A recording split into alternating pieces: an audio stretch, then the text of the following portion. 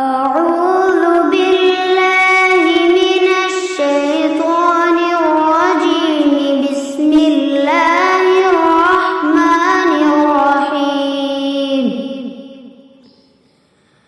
فأما الإنسان إذا ما ابتلاه ربه فأكرمه ونعمه فيقول ربي أكرمن. وأما إذا ما ابتلاه فقدر عليه رزقه فيقول ربي أهانن. كلا بل لا تكرمون اليتيم ولا تحاضون على طعام المسكين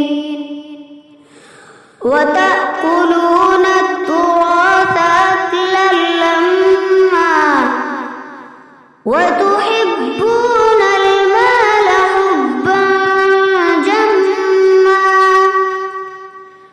كلا إذا دكت الأرض دكا دكا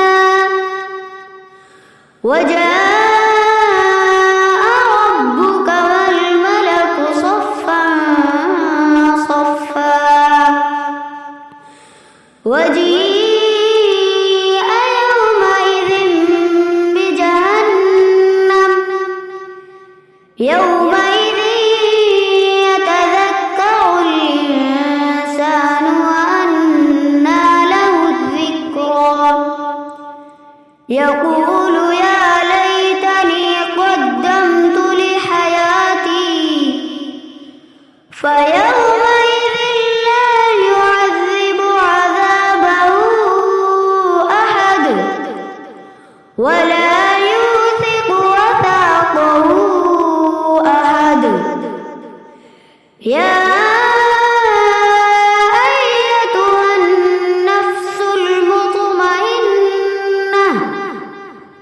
ارجعي إلى ربك راضية مرضية فادخلي في عبادي وادخلي جنتي. صدق الله العظيم. Thanks for watching. Don't forget to like, comment, share and subscribe to Al Wahid channel.